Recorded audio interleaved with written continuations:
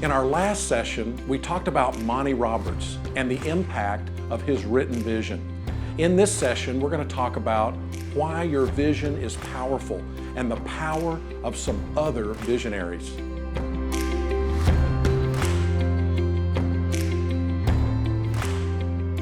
So what is the power of a clearly defined vision?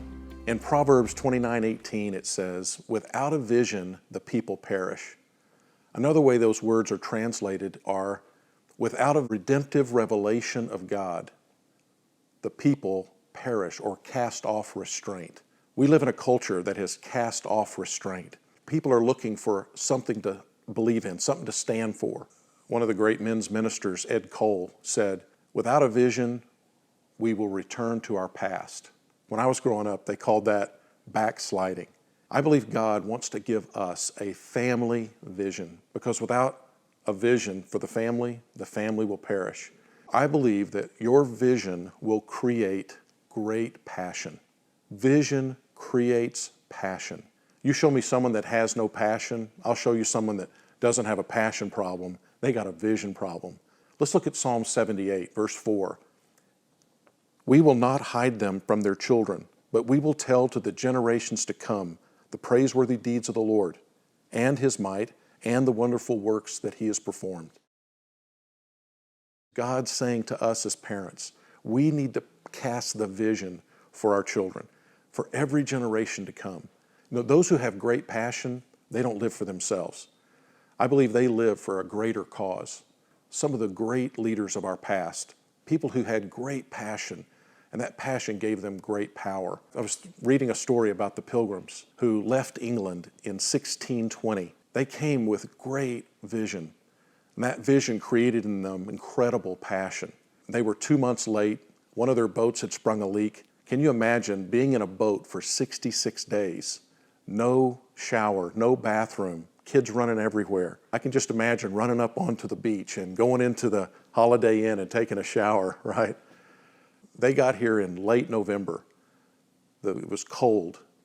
In fact, it was so hard that first winter, more than half of them died. Of the 50 pilgrims that were left, how many of them went back to the captain and said, "We're going back to England. We had no idea it was going to be like this"? Not one of them. Those people had such a vision, and it created in them this great passion. I'm so excited that our founding fathers came from those original 102 pilgrims that came to America. You know, 150 years later, some of their descendants were those who signed the Declaration of Independence. Those 56 men who pledged their lives, their fortunes, and their sacred honor to defend and protect this declaration. You know, I tried to imagine me coming home, if I were one of those 56, and explaining to my wife what I had done on that hot July day. She said, "You did what? You signed our name to that? You realize the first 56 people they're going to kill are the 56 people who signed that thing? They're going to come over here and burn our house down. Are you kidding me?" I said, "Honey, I didn't want to be the odd man out. Everybody was signing it," right? How would you explain that? You know, those men had this incredible vision, and it created this passion in them. I really believe that God is calling us to cast that kind of vision that will create that kind of passion in every generation of our family. The passion that these people had gave them the power to be disciplined. Think about the discipline that it took to pay the price that they paid. It was unbelievable. Psalm 78, verse 7 says that we might set our hope in God and not forget the works of God, but we might keep His commands. I think back of someone that had great discipline in their life, and that was Harriet Tubman, the girl who was born as a slave, and she was able to escape, and she made it into the North, into freedom. But then she felt a calling, a vision from God to go back and set her people free. She made over 19 trips out of the South and brought more than 300 slaves to freedom. Man, what a vision. What great passion she had. And that passion gave her power to be disciplined. You know, if Harriet Tubman was just living for herself, how many trips would she have made out of the South? Just one. Just to bring herself out. But she had passion that gave her the power to do something that was greater than herself. That's the kind of passion, that's the kind of discipline that it's going to take for us to turn the tide in our culture, to develop a family vision that will capture the heart and the imagination of our children. I had a guy come into my office one day and he said, "Greg, I'm just not happy. I'm not happy. I'm gonna leave my family. I'm gonna leave my children. I'm just gonna go find myself." And you know, I kind of fell into it with the guy, kind of patting him on the back and bless your heart, and I'm so sorry you're not happy. And I thought about that Pilgrim family. I just tried to imagine a Pilgrim father walking into his family one night and saying, I'm just not happy. You know, the crops didn't come in again. The bugs ate up all of our food, whatever. You know what that Pilgrim mama would do if he said he was going to just leave? She'd have jumped up and slapped him 3 or 4 times, said, "Listen, buddy, we didn't come over here to get happy. We came over here to lay a foundation. If we get happy in the process, that's just icing on the cake, right?"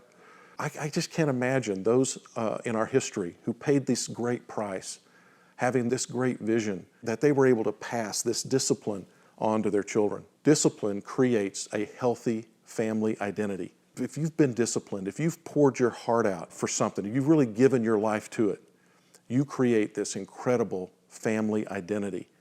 Martin Luther King, the vision he had for his children. He said, I envision one day my children growing up in a country that doesn't look at the color of your skin, but the content of your character. I just tried to imagine being one of Martin Luther King's descendants and having a family reunion. I would proudly wear my t-shirt that says, "I have a dream." I would tell my children, "Do you know who we've descended from? Do you know what our family identity is?" John Paul Jones. He was the head of the American Navy. I think we had 4 ships at the time. I saw a picture of a canoe with a cannon laid up in the front of it as one of our ships that we needed to defend all of Boston Harbor. John Paul Jones had a Herculean task to try to protect our country. The British had a ship called the Man of War. It had 80 cannons on it. When he was fighting them in the Revolutionary War, they pounded his boat so full of holes that his mast fell down. Now look, if you're a sailing ship and your mast falls down, you're dead in the water, right? So I can imagine dead in the water, the British officers yelling out over the water, "Mr. Jones, have you had enough?"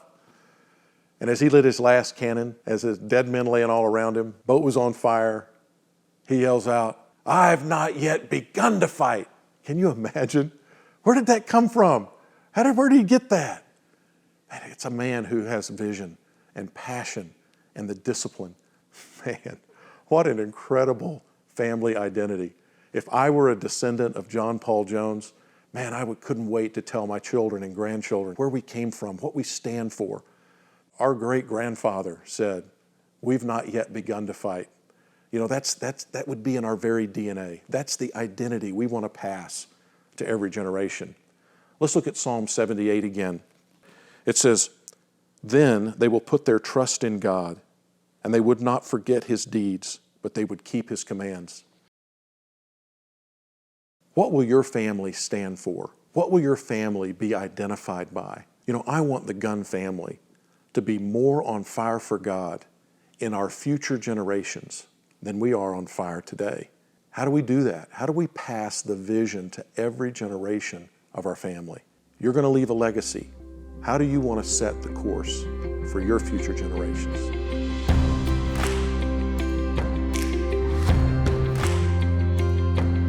In this session, we talked about great accomplishments of ordinary people. In your notes, there are a few discussion questions about your family vision. Take a few minutes and discuss this. In our next session, we will line out 5 reasons why we should write down our goals.